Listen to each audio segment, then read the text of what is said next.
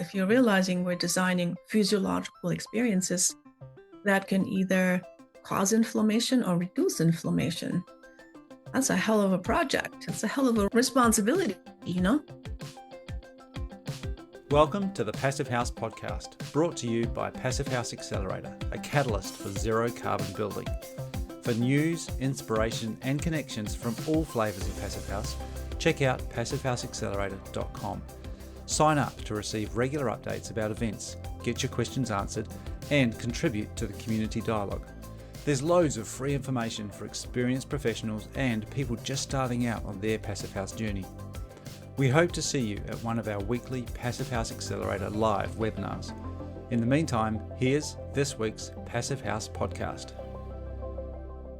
Welcome back to the Passive House podcast. I'm Matthew Cutler, coming to you from Auckland in New Zealand, and we're joined this week by Zach Semke. How are you going, Zach? I'm doing great. How are you? Good. Still in fairly warm conditions here, a little bit muggy. It's been fairly humid, so I've had a few thunderstorms rolling through in the Auckland summer, but getting back into work and really interested to hear some great interviews, which we did this week. So that's all good, because we're also joined this week by Ilka, Cassidy. It's been a little while. Ilka, great to have you back with us on the pod. Yeah, I'm glad to be back. Thanks for having me. And yeah, I actually just came back from a long walk in the woods, and which we will learn in the podcast is very important for our physiological well-being. Yeah, very absolutely. apropos. Well done. Yeah, absolutely.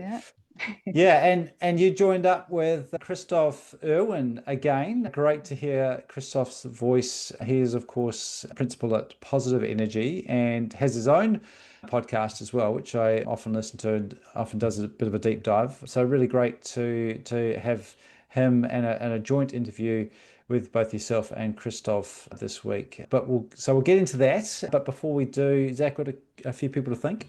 We sure do. So a big thank you to Zola Windows for being our sponsor of the week this week and making everything possible here at Passive House Accelerator, including this podcast episode. Thank you to our stakeholder partner, NYSERDA, the New York State Energy Research and Development Authority. And thank you to our founding sponsors, 475 High Performance Building Supply, Ingui Architecture, Partel, Rockwool North America, and Zola Windows. And thank you to our champion sponsors, Bewizo, Cascadia Windows and Doors, European Architectural Supply, Icon Windows and Doors, Intelligent Membranes, LG Air Conditioning Technologies, Proseco, and Source 2050.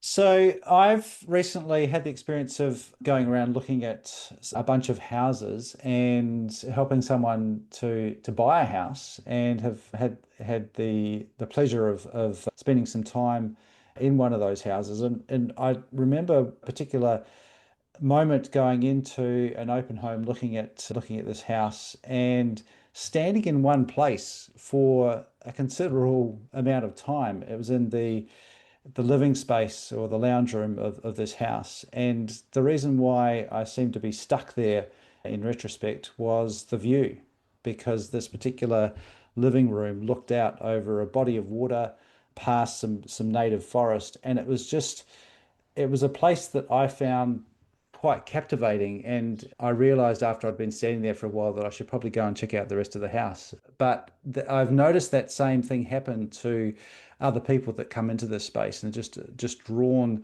to this view. And I was thinking about that when I was listening to this interview, Ilka, because I think your guest Helena kind of describes the science behind what was going on in that moment, and the science and the physiology and the psychology of why we're drawn to certain places, and what creates awe and what creates beauty, and some inspiring thoughts about how we can think about designing better places. So this is a great interview. It's with Helena van Vliet, who is based just outside of Philadelphia.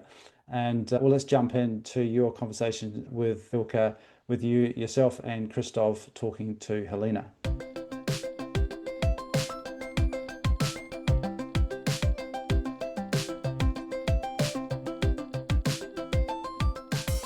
Welcome to the podcast.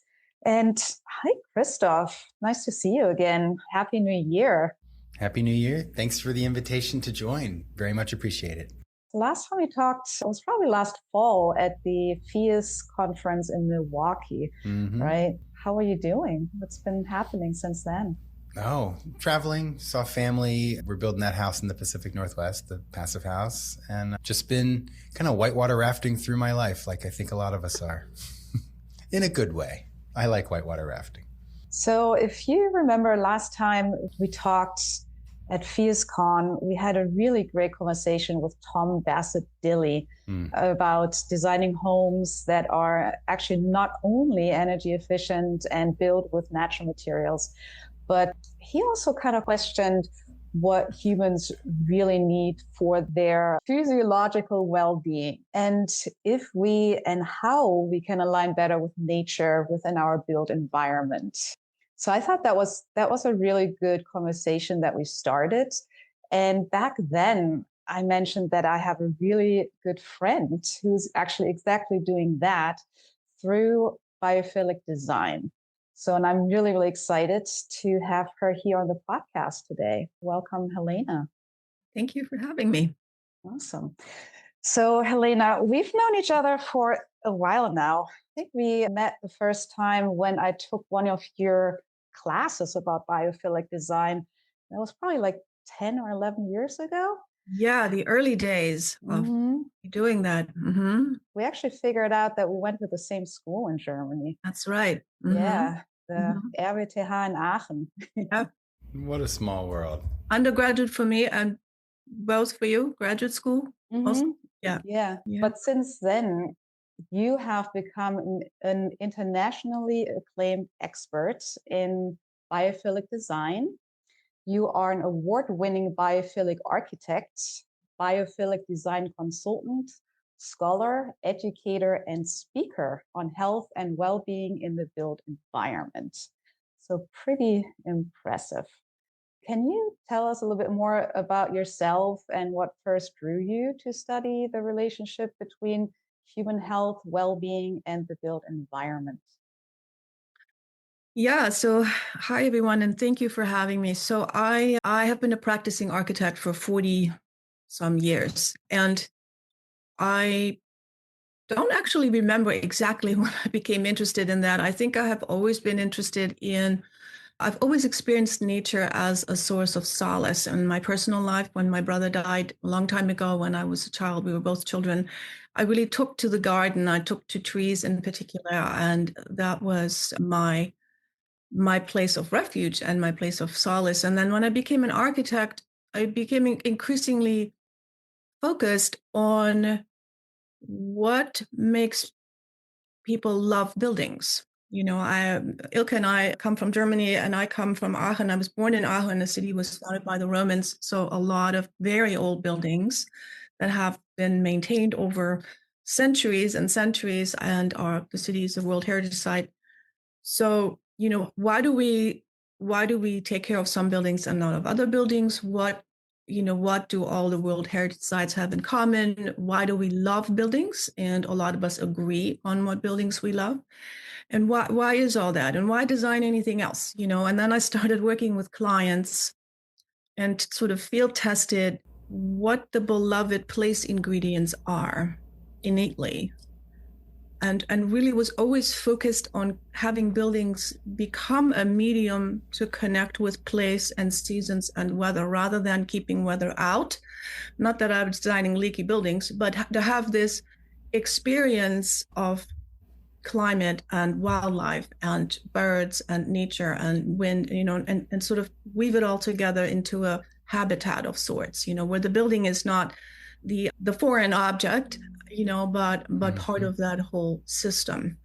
And as you know, being in construction, that's hard to do because construction is really destruction a lot of times. You go in there with the bulldozers and flatten the place and you put the thing in and there you are.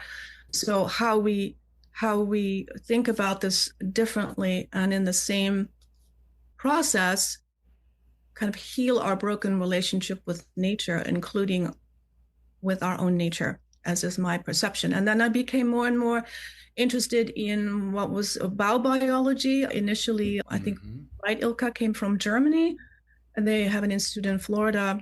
And I took, all their classes and did their tests and exams and whatnot, and sort of grew then more and more into science, cognitive neuroscience, evolutionary biology, biopsychology, chronobiology, how organisms relate to light, day rhythm, night, day rhythm.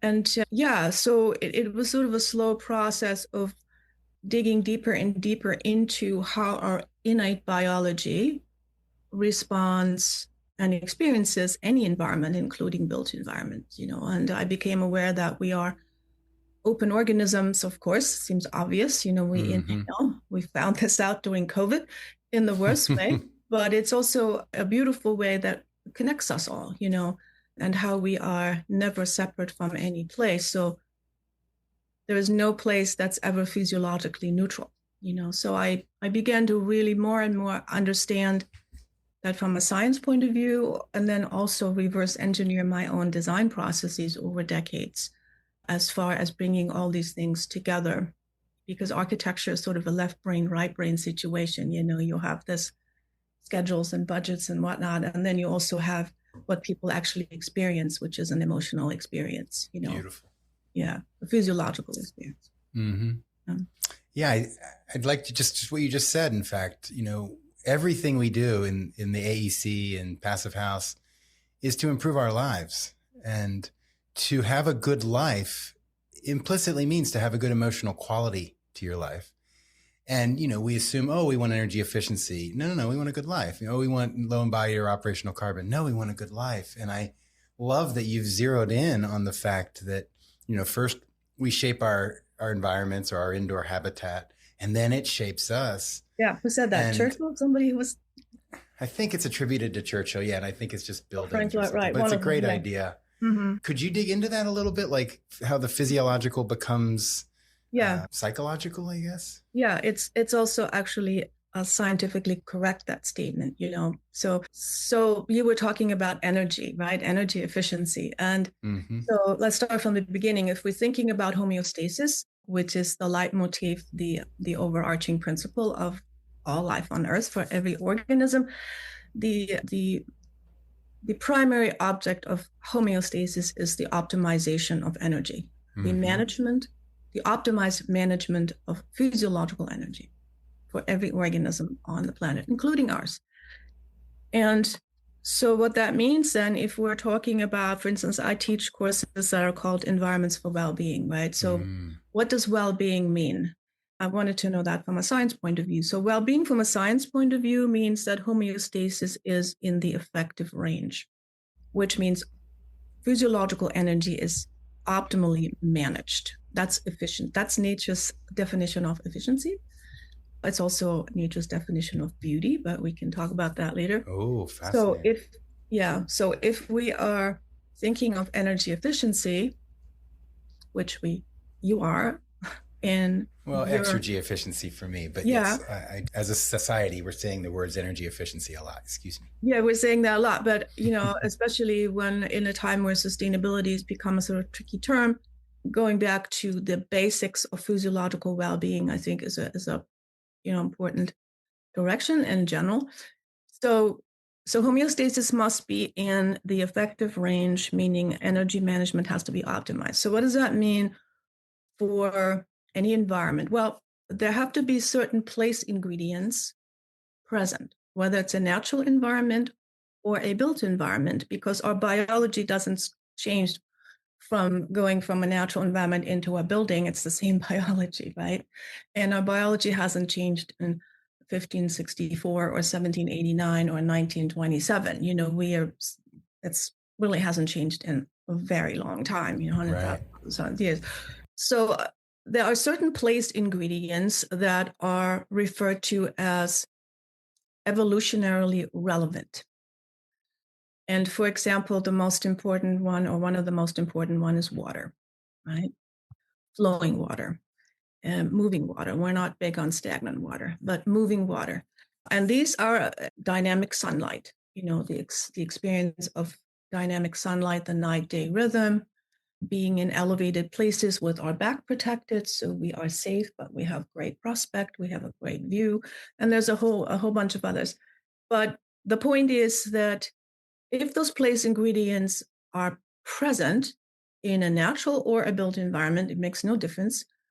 They signal to our autonomic nervous system, and this happens under the radar of consciousness for the very large part, up to 95%, that this is a place that supports dynamic homeostasis, which means our heart rate stabilizes, our blood pressure stabilizes, our cortisol levels stabilize, the vagus nerve is supported. The vagus nerve runs the parasympathetic nervous system. And we are experiencing feelings of well-being, and we really want to return next year because this is a great place. This is the sort of if you think of your favorite vacation places, the waterfalls, the oceans, the rivers, the mountains, the vistas, the overlooks. Love it. We also know that in those places, negative air ionization is very high, which lifts our mood and restores cognition. It also reduces viral spread. So our physiology is optimally supported in those places. And because most of that experience is non-conscious, the body takes care of all these processes, right, to facilitate homeostasis and manage energy.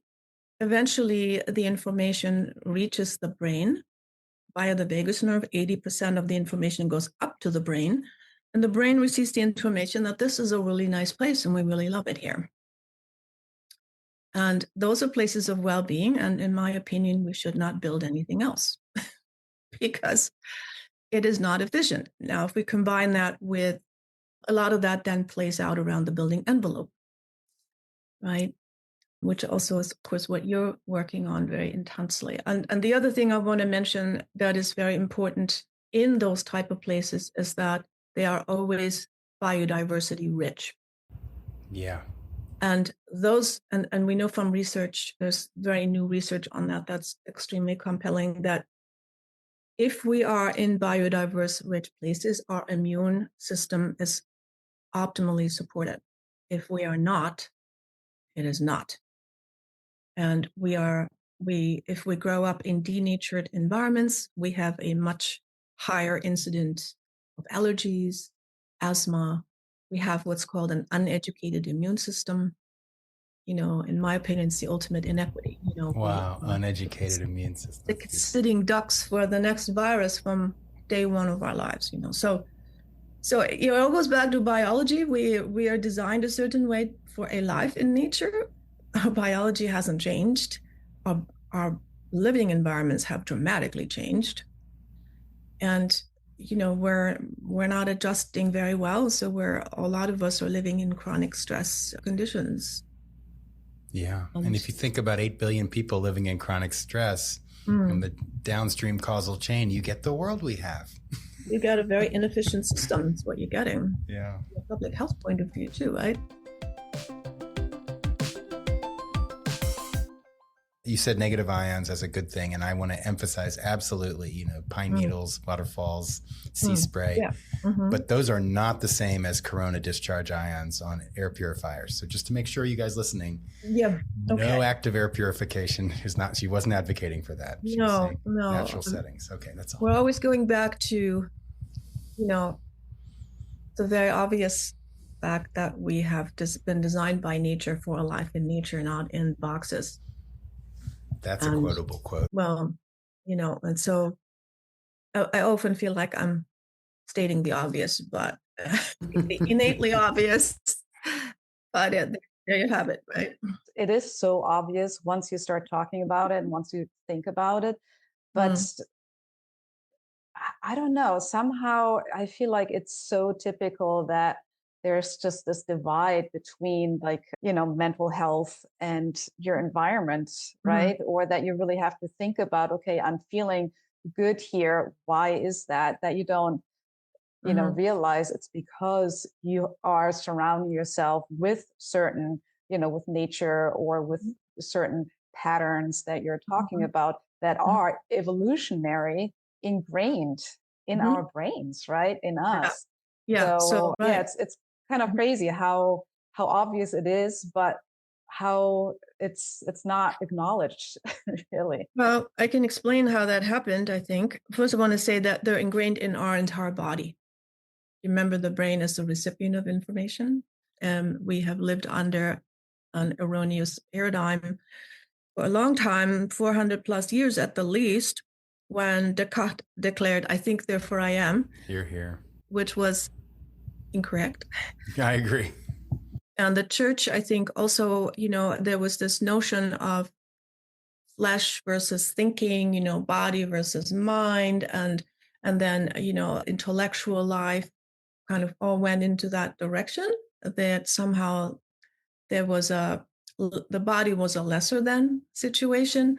When we now know from neuroscience scientists like Antonio Damasio and many others that emotions actually in neuroscience are defined separate from feelings. So emotions are psychoneural processes that facilitate homeostasis, and they are mostly non-conscious. And when they reach consciousness, they become feelings. And so then the body informs the brain, for example, that I seem to be cold, body temperature is dropping, or eat something, I'm dehydrated. But this information comes from the body physiology and then informs the brain, the kind of executive suite of the body that makes the final decisions, while a lot of other stuff is taken care of, further throughout all the different facets. So, yeah, so I think because of Descartes' error, and Damasio wrote an entire book called Descartes' Error, we have operated on this notion that we are somehow not animals anymore. We are not biological organisms quite. We can think our way out of this, and we probably can once we reconnect all these different pieces. And I think that's where, my work was really focused on that, and then very much landed on biodiversity-informed architecture, because when you understand the implications for the immune system of being apart from biodiversity, you realize that there is no well-being. And a lot of that research initially came from NASA, when the astronauts, were experiencing difficulties being away from Earth microbes in space, with rashes and weird kind of situations going on in their body. So, it seems obvious that we would need to be around plants and animals and soil and all of that, but we need to reconnect with that information, both scientifically and also intuitively, I think. What I hear in there is the rift between humanity and the natural world is rooted there as well. This whole myth that we have that the natural world exists as a stock of resources awaiting, conversion to human end uses, where instead of like, it's us, we are implicitly part of it, and it is part of us interdependently all the time. Seems obvious, but yeah, we have placed ourselves outside of that, and we're suffering the consequences, and everyone along with it, Yeah, it's like the garden story in the Bible. Yeah, so I find it interesting. You just mentioned the church as well as kind of dividing the human being. And what's interesting about it is that I feel like from a building perspective, the church is actually the one institution that actually appealed towards, for example, awe, right? They built these massive buildings that actually, I agree, put the human being into that position of feeling good, of feeling as part of something. So they started with, you are absolutely right about that, concept of biophilic design, although it was contradicting their beliefs. So I find that really interesting. No, I don't know if it's contradicting their beliefs. I think it's very complicated, but I don't want to get into too much church theology and their different versions and this and that. But the point is that whether you're a creationist or you believe in evolution doesn't even really matter. And E.O. Wilson, who really coined or popularized the term biophilia, he maintained that really the path to sustainability was to get everyone on the same page, whether you are a creationist or believe in evolution, or you're a hunter or you're a tree hugger or whatever you are, everyone is sort of in the same boat, as to wanting to, all these groups are in the same boat as to wanting to protect nature. I did a consulting project in Utah with a Mormon group, and, that is a real huge concern. Stewardship is a very big concern for them, right? So the church created these biophilic buildings, right? Yeah. So how would you actually describe in like our context now what biophilic design is, or what biophilic buildings are, so that practitioners that are practicing now can understand?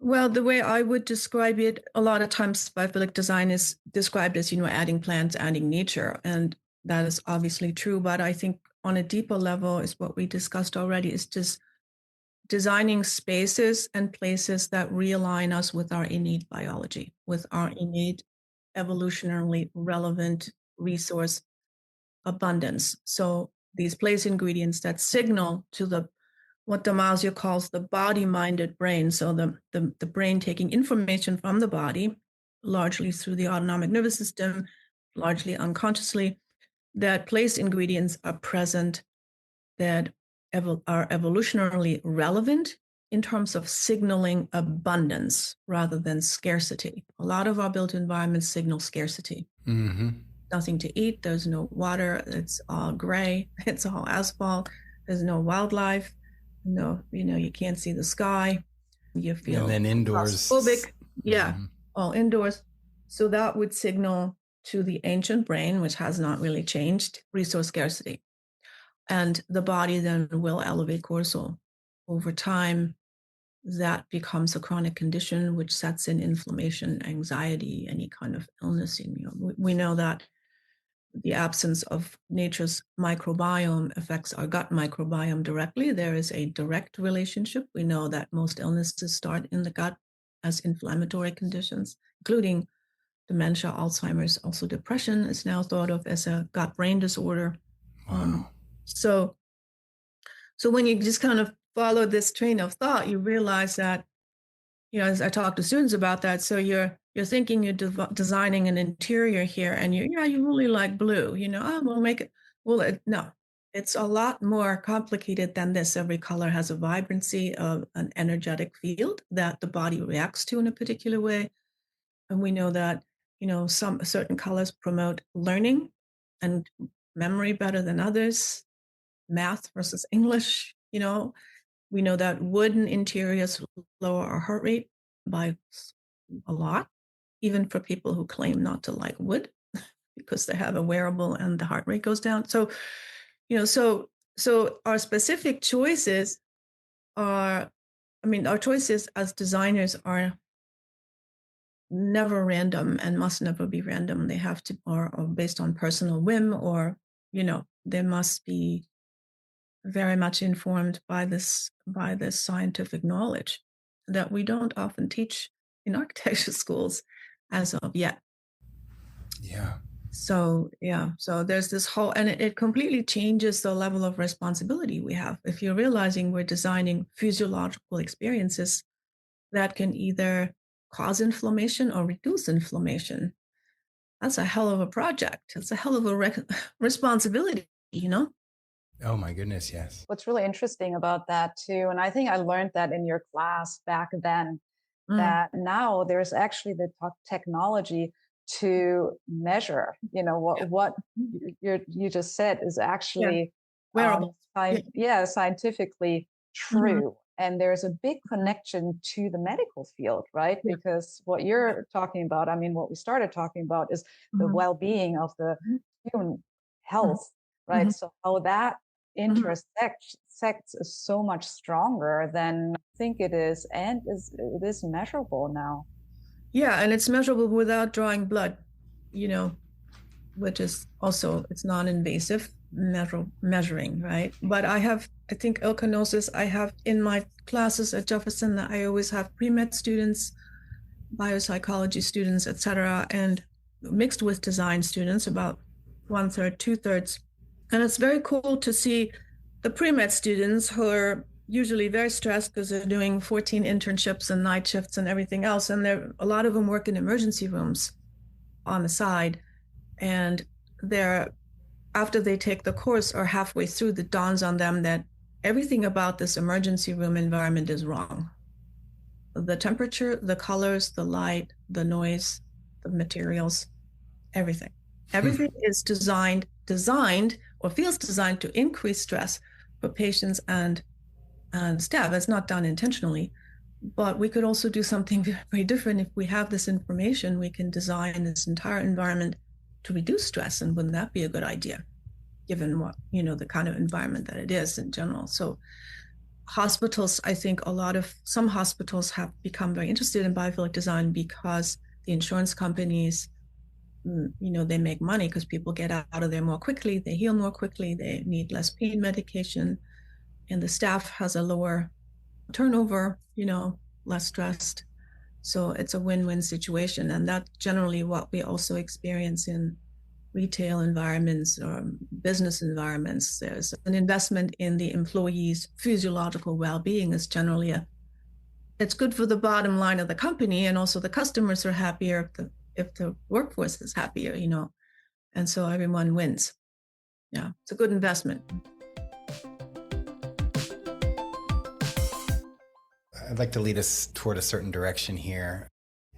I'm taking notes here. You've had some amazing quotes, like we've been designed by nature for a life in nature is one. Designing spaces that reconnect us with our innate biology. And here we are, those of us listening, you all listening, you have role power in society to impact spaces that we build for ourselves and for each other. And I guess I'd like to ask you, Helena, to give us some good advice on creating habitat for ourselves. We know from research that we have probably around 25, 30 senses, not just 5, so designing environments that have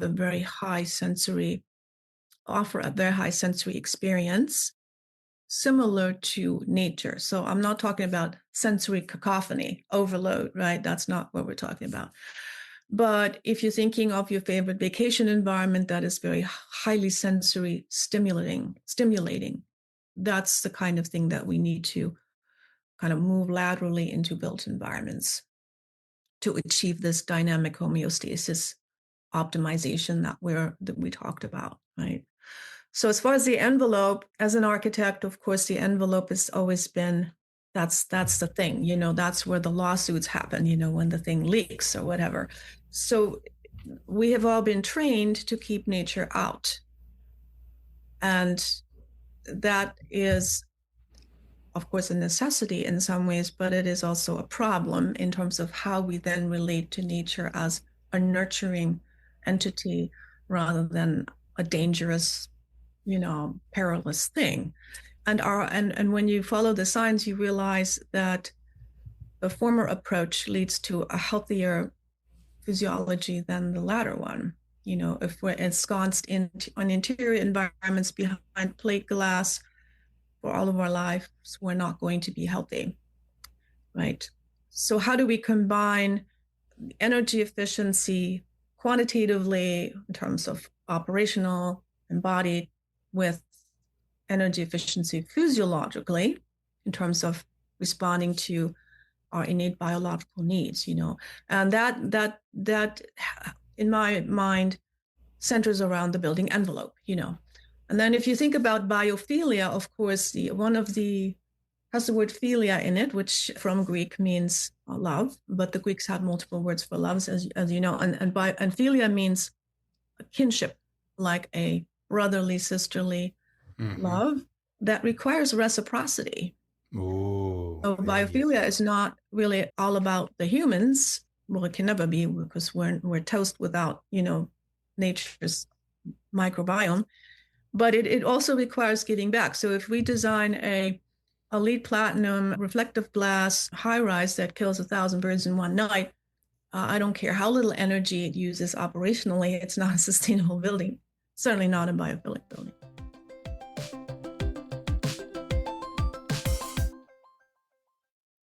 Once we rethink the building envelope as a habitat space, then we can at the same time address a habitat for, all other residents of urban environments, for example, birds. We can then take more of a systems approach to the design of envelopes and say, okay, the main stressors in urban environments are what? Extreme heat is at the very top of the list. Yeah. The sort of silent killer that we don't talk about enough. And we have noise pollution, light pollution, a lack of microbiome in nature, in urban environments. And we lose 1 billion birds a year in the United States to buildings. You'll forget windmills. Buildings are actually, a huge issue. Did you say million or billion? Billion. With a B. With a B. Every year, songbirds. Yep. Mostly between, floors up to the 4 and 10 or 11. So sort of high, mid-rise are the worst. But most bird migration happens at night. So how we illuminate buildings, whether the facades are just these beacons of light or how they are designed, has a huge impact on that, because birds are attracted to light. And they also orient on the stars. They can't see where they're going. They land. There's nothing to eat. They lose a lot of energy. Remember, energy. The energy that they need to get to South America is being wasted in some downtown illuminated area, and they never make it. Wow. So even if they don't hit the buildings. Yeah, well, they hit the buildings. Either they hit the buildings because they're reflective glass and they literally don't know that they're there, or they hit them because they are illuminated, or they just land and, they just don't make it. They found this with oil platforms where migrating birds would land in huge numbers and die from lack of nourishment. If they changed the lights from white light to, I think it was red, that was not a problem anymore. Wow. So yeah, so this is all understanding things in systems. Then we find, since Ilka mentioned awe, in churches, a lot of churches are designed to kind of reflect forests and, the kind of trees and the view between trees towards heaven, towards the sky. This book by Professor Keltner from Berkeley on awe, The Science of Awe, came out a few years ago. It's amazing. And he found out that awe of all emotions is the one that most reduces inflammation. Oh. And he talks about these everyday awe moments. So I think he says, he calls it seeing the vast in the small. So it doesn't have to be a church. It can be a vegetated facade where birds are nesting 3 feet from your window and you're watching the babies be fed, etc. Butterflies up close, the wind making light patterns in a vegetated facade, for example, that then also filters dust, also shades the building in summer, also takes care of this beacon effect of the overly lit buildings, and gives you a negative air ionization in usually very dry cities, et cetera, et cetera, et cetera. So it has a lot of benefits all the way around. And so I've come to really focus on that, also because a lot of our urban environments are not going to be okay with the rising temperatures, and we don't have enough room in the canyons to build enough trees. So we need to vegetate roofs, facades, and you can pretty much vegetate any building. Cities like San Francisco, a number of years ago, they passed ordinances so you could take up space along the building facade to grow plants up. Your buildings, you had to get a permit because of utilities, but there's a lot we can do. That's quite low budget and quite simple. Mm-hmm. And that's something that you're focusing on here in Philadelphia, because there is this organization initiative that's called Biophily that you're Great name. that you're part of. Can you explain what that is and what Biophily does and how that helps the urban environment here in Philadelphia, but also that every city could learn from? Well, I should talk about Biophilic Cities first. Biophilic Cities International is an organization that I've been on the steering committee on since, 2013. It was founded, I think, in 2013 or 2012 by Professor Tim Beatley from the University of Virginia in Charlottesville. And he's written every book on biophilic urbanism. So scaling this up to an urbanist scale, right? And his second to last book, I think, is called The Bird-Friendly City. So he's looking at how do birds experience a city, because there are a lot of urban residents that are non-human, and birds, of course, among them.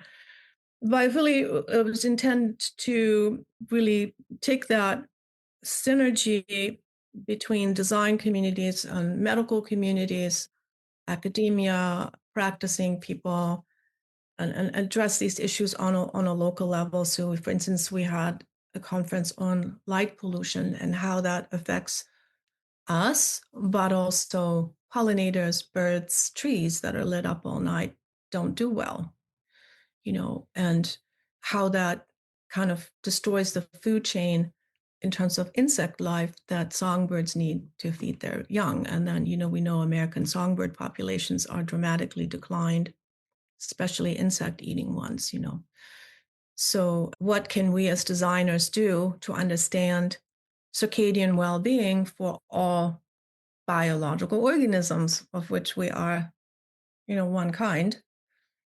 So essentially, circadian disruption sets up chronic stress conditions in humans, in birds, in insects, caterpillars, anyone, just as in. So we have conference on that. We had a conference on water, our connection to water, which, most of our body is water. So we have an very deeply innate, we're drawn to water constantly for restorative purposes. Our bodies take us there, innately. And, sort of along those lines, just focusing on our innate biology and how deeply that is interconnected with the biology of everyone else. If you look at the tree of life, bacteria have been there from the very beginning. They're still here. I think we have more bacterial cells than human cells in our own body.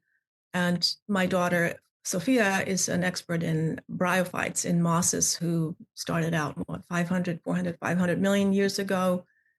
So we're part of the original oxygen revolution. So we're kind of new to the party, as far as we're pretty recent. And all this nature builds one system on top of another system. And that's how our brain is also built. The newer systems on top of the older systems. The newer systems are much slower.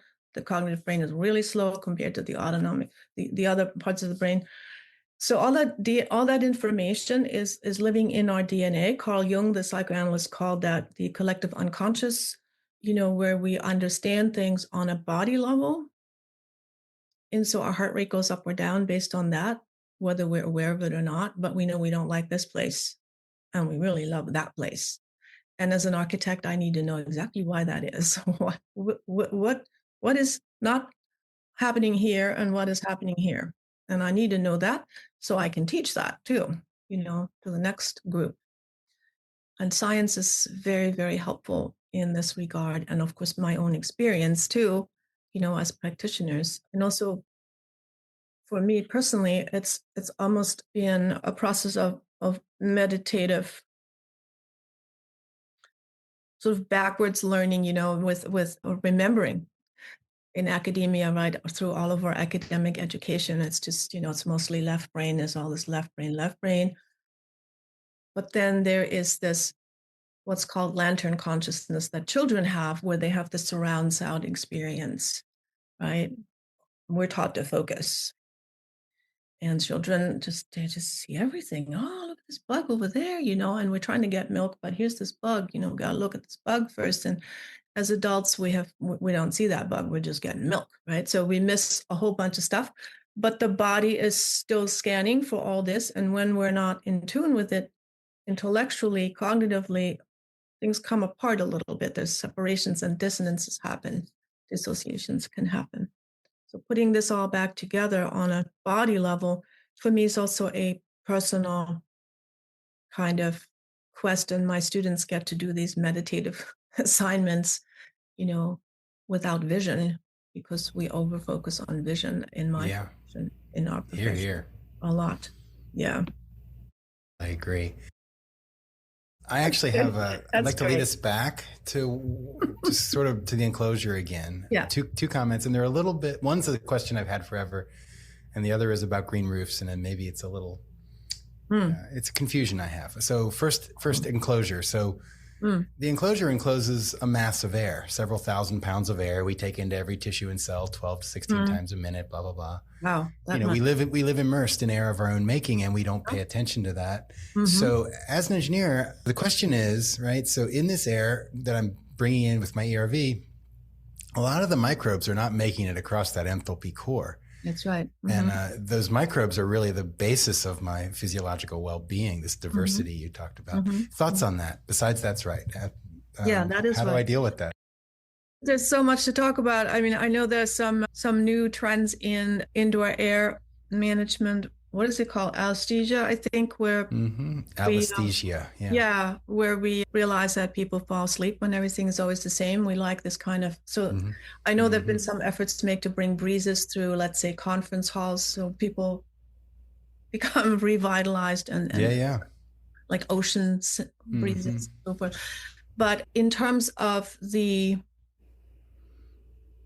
microbiome, there's some new research on that's particularly compelling. So when you look at the hospital environment, which is supposed to be sterile, like quote unquote sterile, and it's filled with human pathogens from top to bottom, the whole thing. It's chock full. Operating without competition, right? So, operating without competition. And my understanding is that the latest thinking on this is that we need to bring in living walls, plant walls that have live microbially rich soils to combat, for example, all these human pathogens in spaces, and that our thinking about sterility in many cases was not quite right.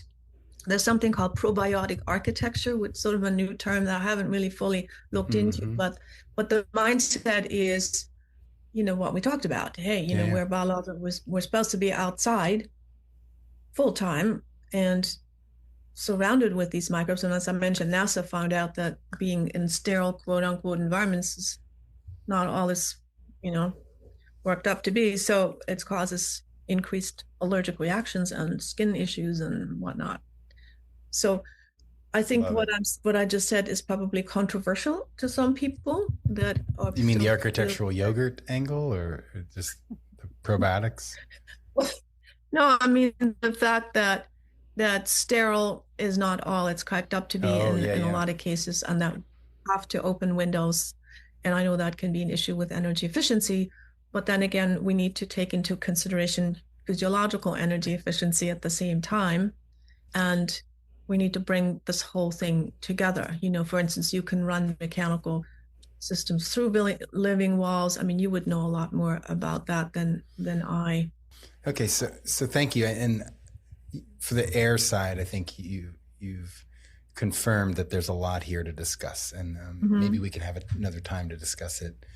But the green roofs and green facades side of things, I've always had like a question about, the fact that to cause that to happen, we need durable, water-resistant, lightweight materials, and those are typically petrochemical based, plastics like high-density polyethylene and polyvinyl chloride and polypropylene. And so is that true, or is there another way to do a green facade, or?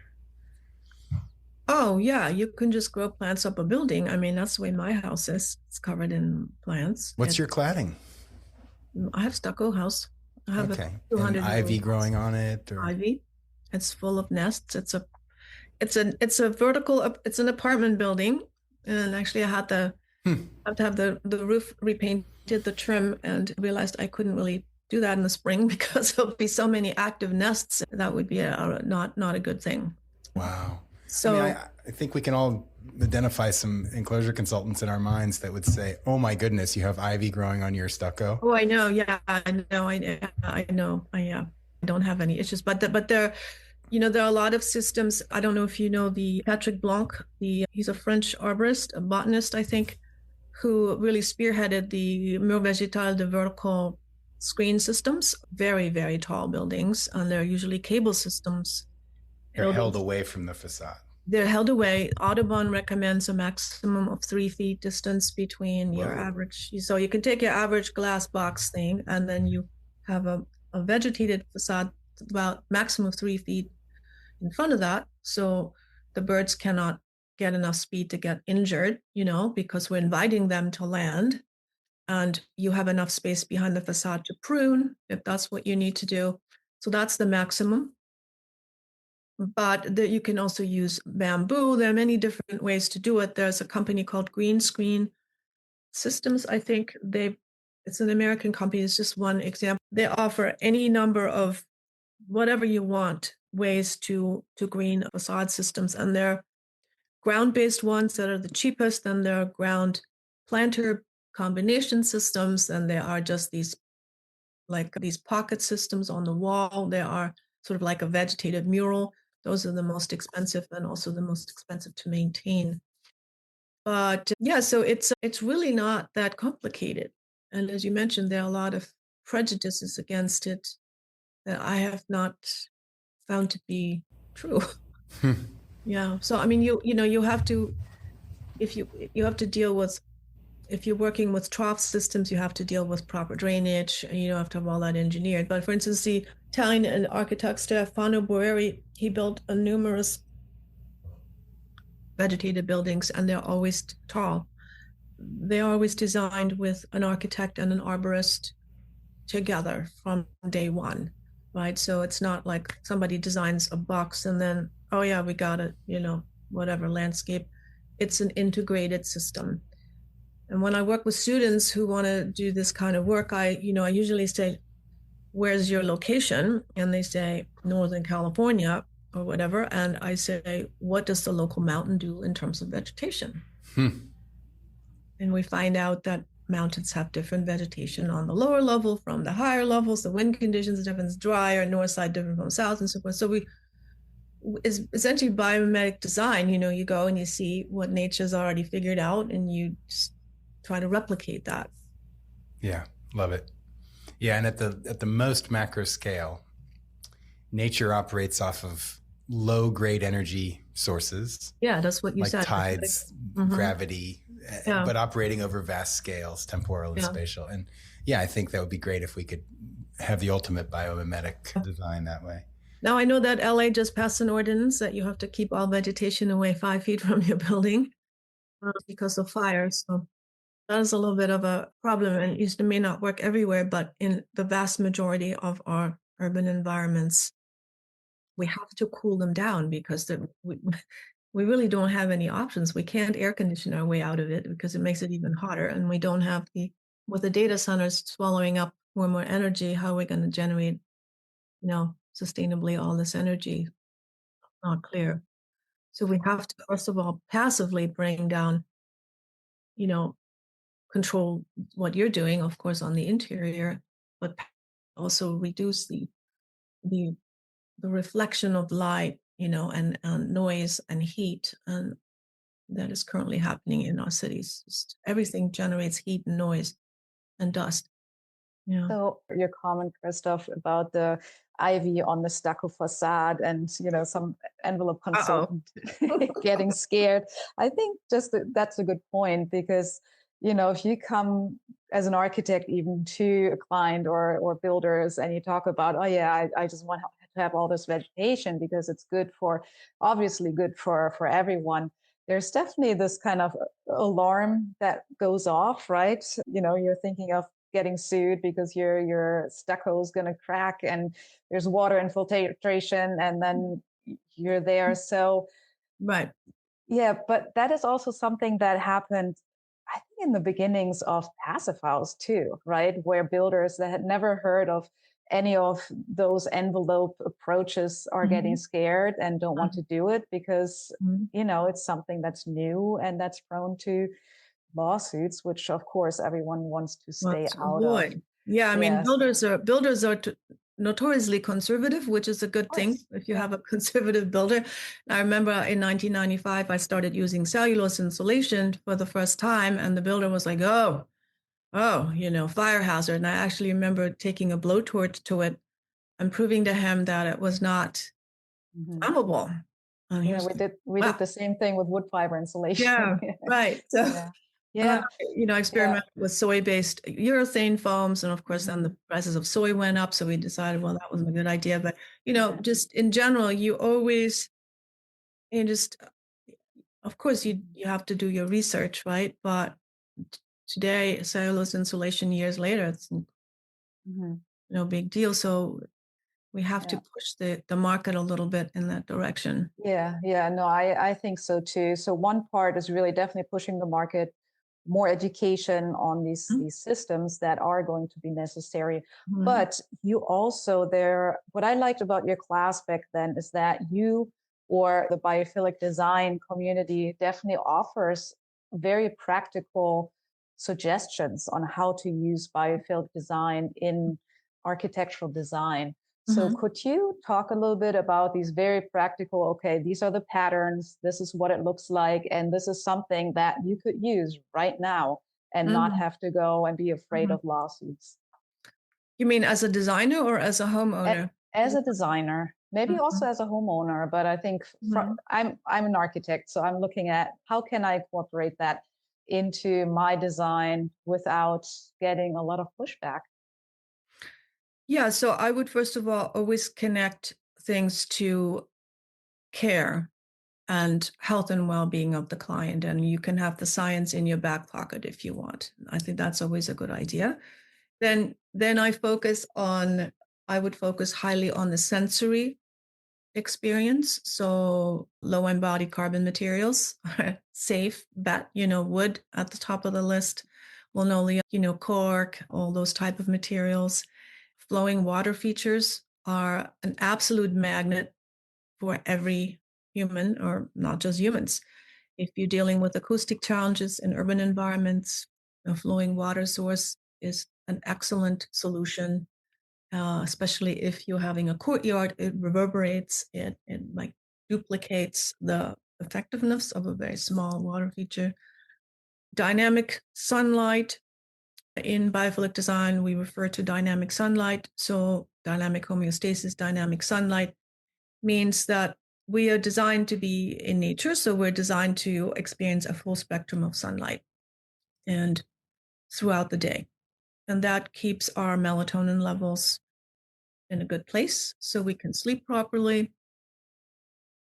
and keeps our vitamin D levels in a good place from a hormonal point of view. And we now know that the circadian clock, I think the Nobel Prize in 2017 was on that. It happens on the level of every organ on a cellular level. Our body is aware of light. So it's not really a visual thing only, it's a whole body thing. Yeah. So focusing on dynamic daylight in terms of interior environments, we know that interior spaces that have, let's say, floor to ceiling glass, but only one sun orientation, will produce glare. Glare raises cortisol. Why? Because from an evolutionary point of view, it's a little bit unsettling because it reduces our ability to see the distance between things in a room. So the depth perception is not quite right. So you want to have at least 2 sun orientations for every room, ideally more. If you can't have it horizontally, you bring it in from above, maybe, so to balance the light. That's another one. You can also work with mirrors if you need, the illusion of different sun orientations, if that's the only thing you can do. And so we talked about, let's see. Oh, yes. And then at night, very important to keep our circadian well-being, we need to have certain Kelvin levels after sundown, 2200 Kelvin or lower. So that would be the amber light quality that, like, think about candlelight or firelight, which permits melatonin, the sleep hormone, to rise naturally. Cortisol drops, and we can sleep, and during sleep our body's restored inflammation is reduced. So if melatonin is not able to rise, inflammation stays high throughout the night. So the right kind of LEDs, unfortunately our street lamps are all too bright, you know. Yeah, I feel like I'm getting a retinal exam sometimes just walking down the street. Or car headlights.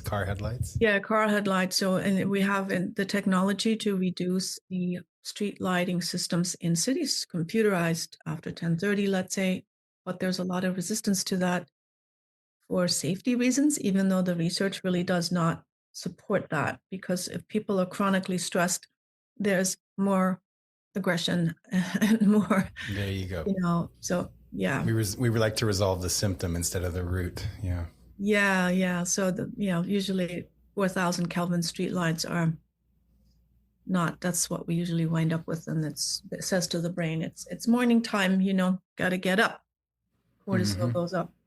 Yeah. So, I have a just looking at your background here. Is there any problem with rectilinear walls versus environments with like higher fractal content? Wall ceilings, the whole. I noticed. I don't know if you noticed that sun square up there on the wall behind me has moved. I do. We've been talking. Yeah, so making that visible in interior space is how the sun moves around the building. Also, the full moon. That painting up there is lit up during the full moon. Oh wow! But generally speaking, having a flat wall, that alone is not like a, terrible idea. No. I will say that there is some conflict in terms of efficiency, in terms of cost. Because Biophilic Design also loves biomorphic forms, and they appear in nature. Nature really doesn't have 2x4s. So just the sort of organic forms that reflect our body and things in nature, or fractal forms, as you mentioned, we know also reduce our heart rate. So it's very different. That's not entirely efficient from a mass production point of view. So that's where we're running into a little bit of a question that we need to figure out. Yeah. And efficiency is, this is blasphemous, right? But it's overrated. A climax forest is 18% efficient, right? So and if you want to have the word that precedes efficiency, it's exergy, not energy. It's okay. Yeah. It's, efficiency. We discussed the different ways to define that, and we have to find a more global definition, more comprehensive. We sort of have everything in little boxes, and we have to put them all back together. But that is a lot of my buildings, a lot of curves. And one builder once said, "Were you drunk when you designed this?" He said to me. I thought that was a great compliment, actually. But yeah, that is something that I have thought about a lot, how we can, so that we can, if you think of it as a public health service, Biophilic Design, and I think of it that way, that it can be affordable for everyone who cannot afford the biomorphic buildings. And what I've landed on with everything else we've talked about is, vegetation, vegetated facades, vegetated roofs, just this daylight situation, immersion in nature. Even in urban environments, we can bring that up close by way of vegetated facades,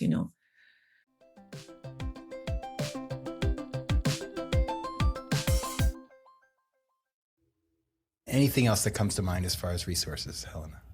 Yeah, there's several books by Damasio, but one is called The Strange Order of Things, which really explains a lot of this emotional feeling, biological origins of our own experience.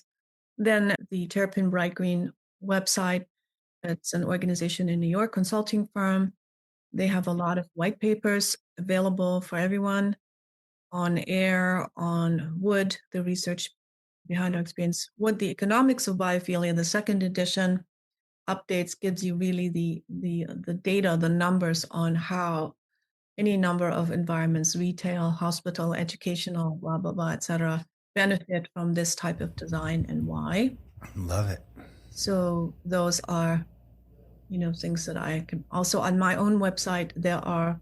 Which is what? Book recommendations, helenavanvliet.com. Okay. There are book recommendations and also more information on biophilic design and some of my work. Love it. As a designer and writer.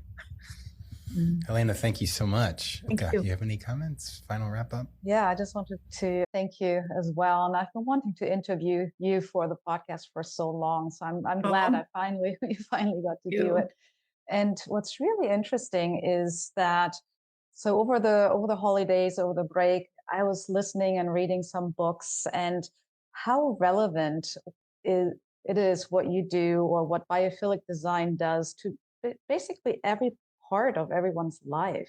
I was reading this book, Rooted, by Linda Lynn Halp, and then I was getting into the concept of interbeing, just the idea that we're all connected, and how do you achieve that? And then Kristof, so you recommended a podcast to me that was about terror management theory, and they talk a lot about awe, how awe can counteract to this existential fear. And in my head, it always went back to you, Helena, actually, to biophilic design, because in a way, that is the answer. That's in the built environment. Where do you go with this information, and how do you practically implement it? And I think learning about what you can actually do in the built environment and how that affects us as humans in spirituality and well-being, it's pretty amazing. Yeah, homeostasis has two primary motivators, and one of them is fear, and the other one is pleasure reward. So fear is always the primary human organizing principle, isn't it? In everything, in a way. And so when I say built environments that instill evolutionarily relevant resource scarcity, that is fear. They raise fear in the body. They raise chronic, like cortisol. It's like, I can't survive here on a level of the physiology. It's not conscious. We now have all this information, and we can now do better. We can assume this responsibility. We can assume this responsibility. That's what I try to work with on students who hadn't really thought of it that way. They go into architecture and they think about, I don't know, peaks or turrets, or I don't know, I just like glass. But the whole thing is so much more important as to what you're going to be doing. It's something completely. You are a public healthcare professional. Here.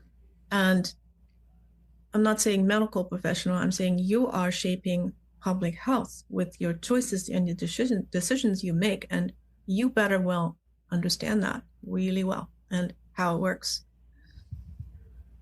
Well, thank you so much, Helena, for all your time and all you do, really, in creating awareness all around. Thank you so much. Thank you so much. What a powerful ending.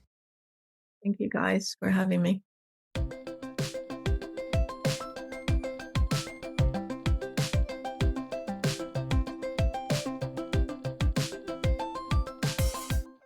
And that was Helena van Vliet talking there with Kristof, Irwin, and yourself, Ilka. Let's go to you first, Ilka. What was your highlights? There was a lot in there, but any particular highlight for you?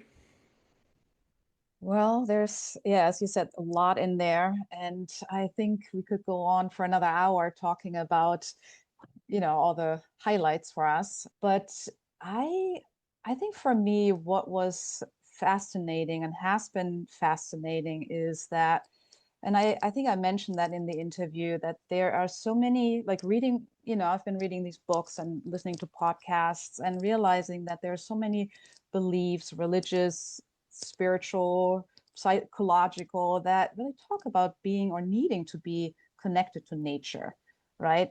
To our roots, and that we are all interconnected, and that we have to experience that, for example, through awe. And I realized that rarely in these books or podcasts, there is actually a connection to the built environment, right? They talk about these scenarios that what we need and what we, how we are connected to nature. But how do you actually achieve that in your environment or in our environment that we create for us as humans, who are built, as we learn, as is very obvious, who are built by nature and for nature? And how do we build spaces that we feel innately comfortable in? And I feel like that biophilic design does exactly that, right? That it gives us guidelines or instructions on how to build these habitats that are healthy for us as living beings, but also for other living beings. It's not as self-centered. It's kind of shifting mindsets a little bit about like, okay, what do we need as human beings, but also realizing that we can't be isolated, that we need that biodiversity, and that we better take care of everyone else as well. Yeah. So Ilka, you spend a bit of time designing buildings, and a big part of what you do is thinking about how to put buildings together and how to make them robust and resilient. And a big part of that is keeping them dry, keeping them, because we want buildings to last for a while. Have you thought much about how we reconcile keeping nature out, the bits of nature out, but also maintaining that connection with nature?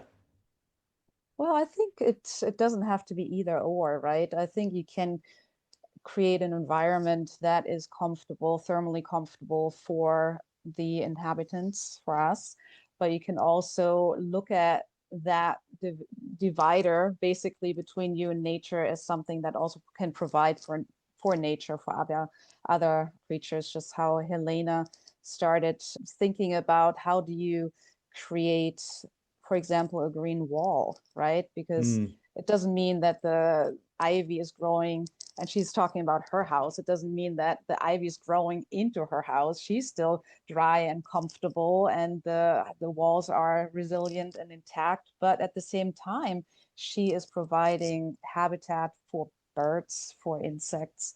So I think, I think it needs a little bit more investigation and really figuring out how that would actually work. But I do believe that she is right that something like that needs to be thought about, right? And sometimes it's not super complicated to think about what can we provide to others as well. As she said, just changing certain lights or providing, nesting grounds or something is doable. It doesn't have to be super complicated. Maybe we'll start with that and then see that we can improve upon that. Yeah, definitely. I could kind of sense Kristof thinking along the lines of an engineer and a facade engineer, and I've had those similar thoughts, and I felt a little bit challenged in a good way by listening to this interview, and I'm interested to explore this more because I haven't fully reconciled that myself about how we maintain that boundary, because that's the whole philosophy of Passive House in some ways is having this perfectly controlled environment and having these boundary layers, and it's that boundary and separating us from the natural elements. And I think there's some really good thinking there still to be done to reconcile those seemingly competing ideas of separating ourselves but also remaining connected. Zach, what do you think? Great point. I think that one of the I think kind of building on what you just said there, Matthew, about the passive house as creating a perfectly controlled environment is that I think it's important for us to create passive houses that give people the option to have that environment, and the option also to open the house to the elements when it's the time is right.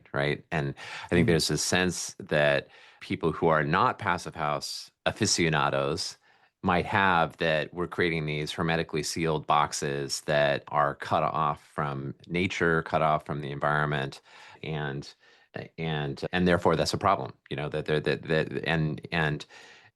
think the notion that, oh well, we don't have nobody can open the windows in a passive house, and those sorts of like misconceptions about passive house feed into that. But I guess what I feel like from where I sit, what I feel like we collectively need are building solutions that protect us and shelter us from the climate extremes that we're experiencing, from wildfire smoke, from extreme weather, from sometimes being in the city. You know, your building happens to be next to a hill that big trucks rumble up, you know, that sort of thing. There are times when it's important for us to be quote unquote cut off from the environment by the building envelope.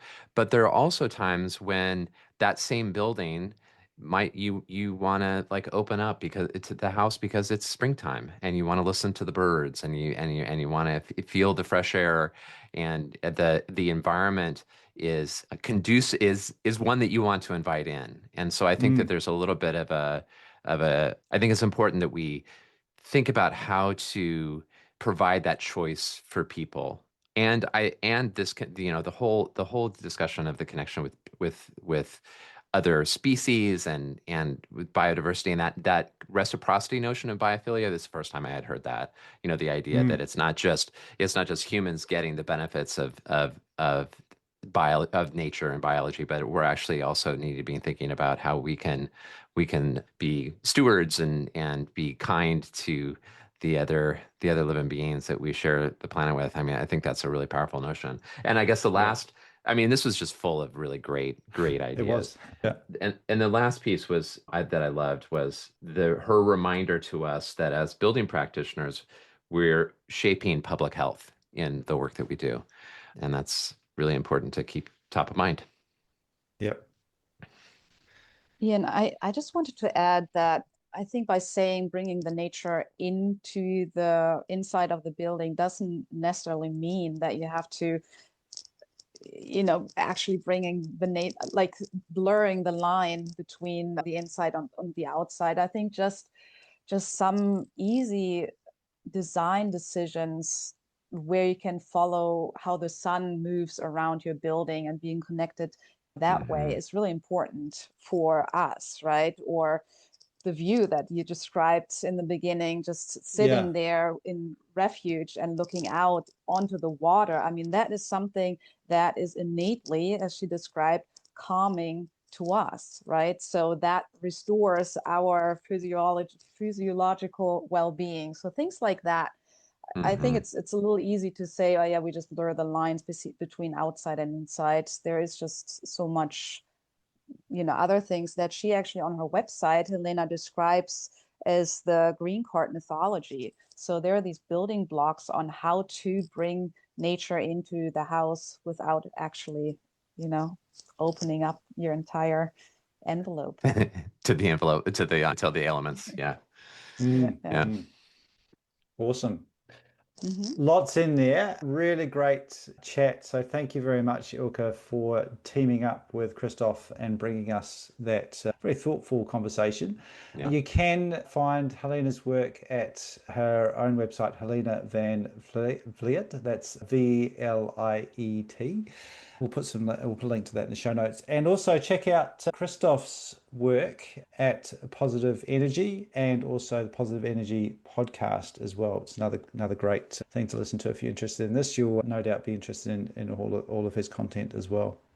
And I love your joint interviews that you and Kristof do, Ilka. They're just really so great. So it was a treat to listen to this one. Bring us more. Yeah. All right, Zach, what have we got coming up on the Accelerator and Reimagine? Yeah, so on the Accelerator, we are celebrating Domestic Hot Water Month in January. And so on this Wednesday, our Passive House Accelerator live episode is with Gary Klein of Gary Klein and Associates. Anyone who is a domestic hot water geek and efficiency in hot water geek will know Gary Klein well. And so we're really excited to have him back on the show. He'll be presenting Rethinking Domestic Hot Water Systems, Why Better Floor Plans Deliver Better Performance. So this is so applicable to anyone who designs buildings. I mean, you gotta come. So please join us for that. And then we are really excited to have James Peterson's back. So James Peterson of Peterson Engineering outside of Boston, who's involved in all sorts of passive house work. You know, he's like in the center of this explosion of passive house buildings in Massachusetts. He just presented at Passive House Accelerator Live about domestic hot water and in these multifamily buildings that he's working on. And he's going to be in the Reimagine Buildings Collective this Friday doing an Ask Me Anything session about all that. So if you want to go deep with James, one of the leading practitioners of passive house engineering, please join us for that in the collective. Awesome. Thank you very much. Thanks again, Ilka. Thanks also to Kristof. We'll be back again next week on the Passive House Podcast.